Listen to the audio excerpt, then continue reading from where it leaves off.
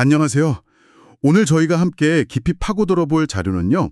강승기 목사님의 믿음의 능력을 경험하라는 제목의 설교입니다.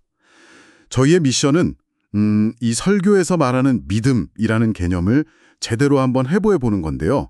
이게 단순히 믿습니다 하고 말하는 것 이상의 의미가 담겨 있는 것 같거든요. 놀랍게도 배추농사 이야기로 시작해서 보이지 않는 믿음이 어떻게 현실을 바꾸는 능력이 되는지까지 나아가는데 이 여정이 과연 어떻게 연결되는지 그 논리적 흐름을 한번 같이 따라가 보겠습니다. 맞습니다. 시작점이 아주 현실적이라서 되게 흥미롭죠? 거창한 신학 이론이 아니라 정말 흙냄새 나는 밭에서 시작하니까요. 오늘 이 분석을 들으시면서 여러분도 한번 생각해 보시면 좋겠어요. 우리는 데이터와 증거를 신뢰하는 시대를 살고 있잖아요.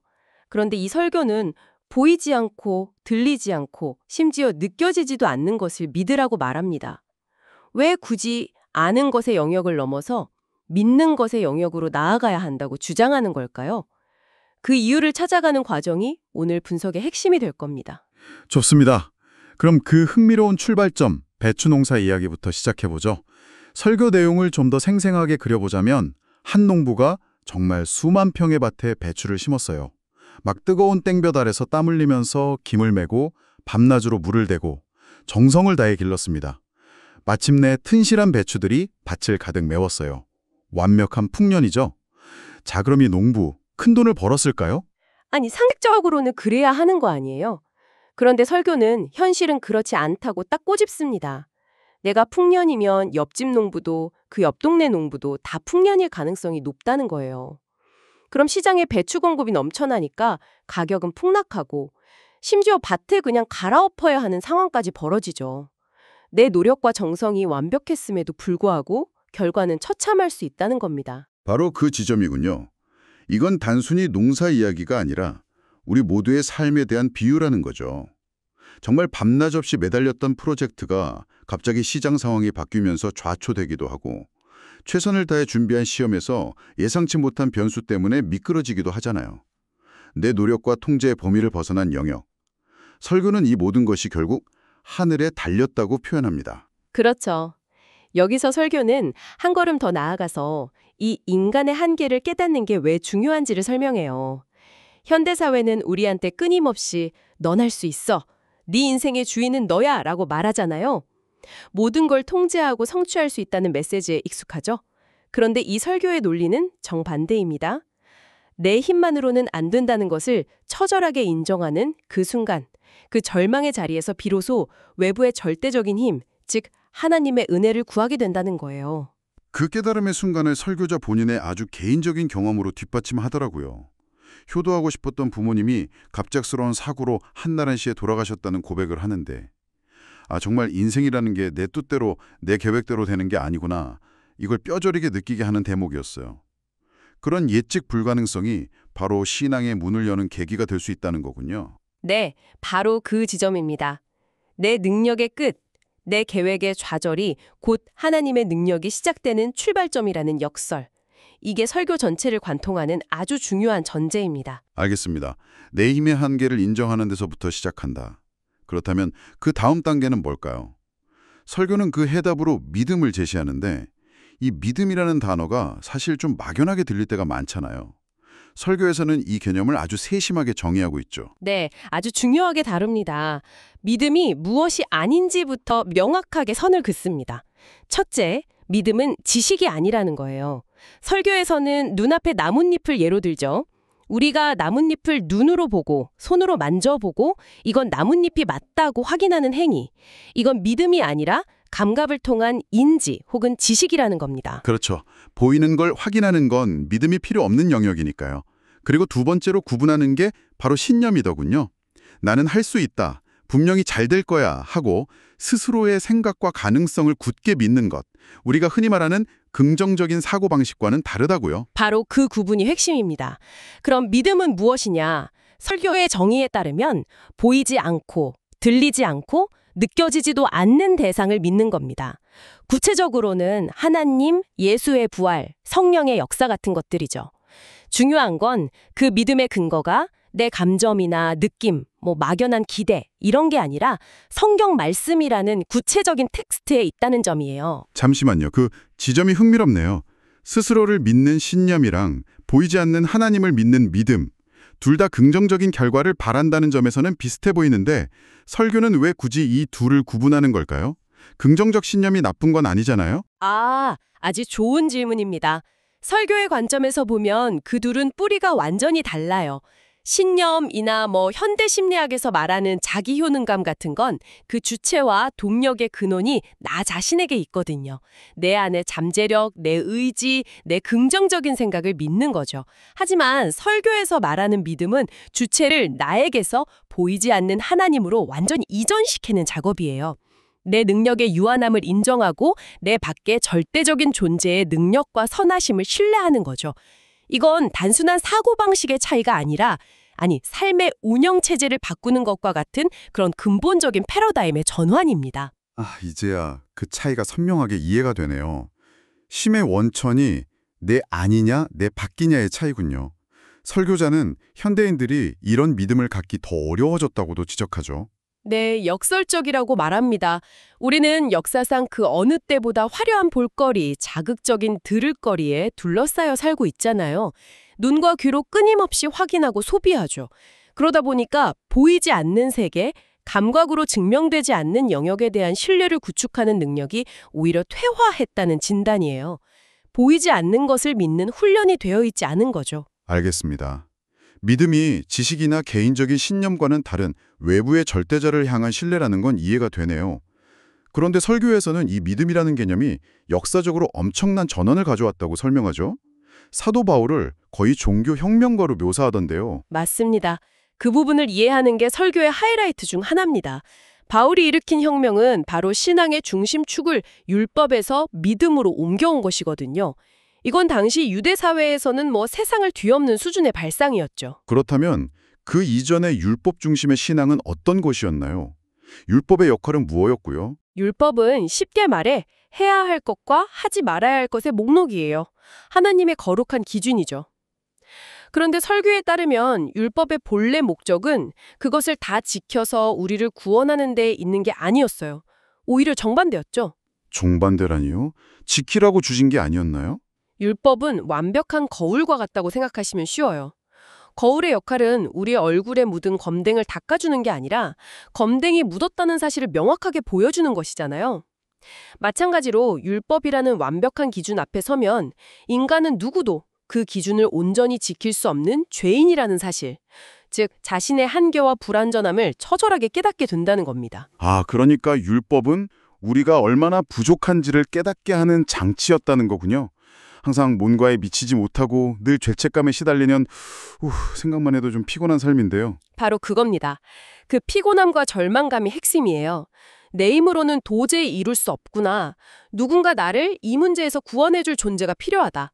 바로 구원자, 메시아를 간절히 기다리게 만드는 역할을 했다는 것이 설교의 설명입니다.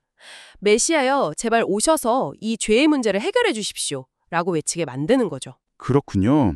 율법의 시대가 메시아를 기다리는 준비 단계였다면 예수가 온 이후에는 새로운 시대, 즉 믿음의 시대가 열렸다는 거네요. 네.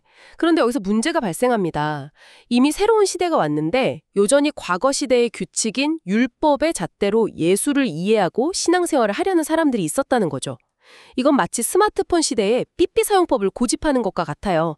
설교자는 이 개념 전환이 얼마나 어렵고 중요한지를 강조하기 위해 자신의 좀 충격적인 고백을 덧붙입니다. 신학을 9년 공부하고 목회를 30년 가까이 하면서도 이 차이를 머리로만 알았지 가슴으로 깨닫지 못했다고요. 39년 동안이나요. 와, 전문가조차 그 패러다임 전환이 그토록 어려웠다는 고백은 이 문제가 단순히 지식의 문제가 아니라는 걸 아주 생생하게 보여주네요. 맞습니다. 그래서 혁명이라는 표현을 쓴 거죠. 규칙을 지키는 행위 중심에서 관계를 신뢰하는 믿음 중심으로의 완전한 전환이니까요. 자, 그럼 이제 가장 중요한 질문으로 넘어가 보죠. 율법의 시대를 지나 믿음의 시대로 왔습니다. 그래서 그 믿음이 구체적으로 어떤 힘을 발휘한다는 걸까요? 설교 제목이 믿음의 능력을 경험하라인데 그 능력의 정체가 궁금합니다. 설교는 믿음은 능력입니다 라고 딱 단언을 해요. 여기서 말하는 능력은 단순히 마음을 굳게 먹거나 의지를 다지는 수준이 아니에요. 믿음은 보이지 않는 하나님의 세계와 그분의 능력이 내 삶이라는 현실 세계로 들어와 실제로 작동하게 만드는 통로 또는 연결고리 역할을 한다고 설명합니다. 아, 통로라는 비유가 확 와닿네요. 내 안에 없는 힘을 외부에서 끌어오는 느낌인데요? 정확합니다. 그래서 앞서 말한 신념과 다시 한번 비교가 되는 거예요. 신념이 내 안의 자원을 최대한 끌어모아서 나는 할 수 있다고 외치는 것이라면 믿음은 내 유한함을 인정한 채 전능하신 하나님을 향해서 하나님은 하실 수 있습니다. 제 삶을 책임져 주십시오라고 신뢰를 보내는 행위입니다. 능력의 주체가 내가 아니라 하나님이 되는 거죠. 그렇군요. 그러면서 축복받은 사람에 대한 관점 전환을 이야기하는데 이 부분이 굉장히 역설적이면서도 흥미로웠습니다. 보통 우리는 어떤 좋은 결과, 즉 축복을 받아야 비로소 나는 축복받은 사람이라고 생각하잖아요. 그런데 설교는 그 순서가 반대라고 말하더군요. 네, 그 부분이 이 설교의 정수라고 할 수 있습니다. 축복을 받아서 축복받은 사람이 된다가 아니라 내가 이미 하나님의 자녀로서 축복받은 존재, 복의 근원이라는 정체성을 먼저 믿을 때 그 믿음에 따라 축복이 현실로 나타나는 거예요. 잠시만요. 그 부분이 조금 오해의 소지가 있을 수도 있겠습니다. 내가 복의 근원이라고 먼저 믿어야 축복이 따라온다는 건 자칫하면 현실을 외면하고 자기 암시를 거는 것처럼 들릴 수도 있거든요. 요즘 유행하는 끌어당김의 법칙처럼 나는 부자다라고 계속 외치면 부자가 된다. 이런 식의 주장과는 어떻게 다른 건가요? 와, 굉장히 날카롭고 중요한 지적입니다. 표면적으로는 비슷해 보일 수 있지만 근본적인 동력원이 달라요.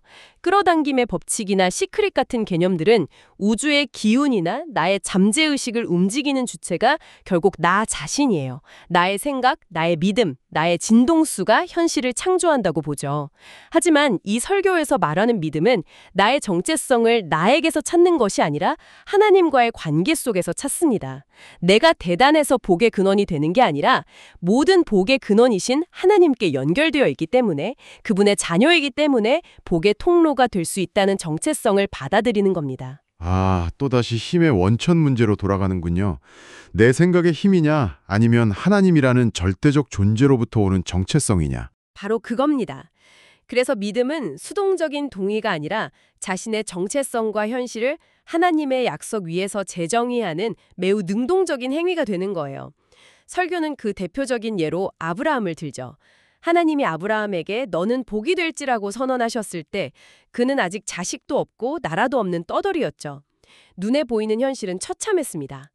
하지만 그는 그 현실이 아니라 하나님의 말씀을 믿었고 그 믿음에 따라 행동, 순종했을 때 실제로 믿음의 조상, 복의 근원이 되었습니다. 이처럼 믿음과 순종은 동전의 양면과 같다고 설교는 강조해요. 믿기 때문에 행동할 수 있는 거죠. 와, 오늘 나눈 이야기들을 한번 정리해 보겠습니다. 우리는 한 농부의 통제 불가능한 현실, 그러니까 배추 농사의 불확실성에서 시작했습니다. 그리고 그 인간적 한계를 인정하는 것이 오히려 신앙의 출발점이 될 수 있다는 것을 보았죠.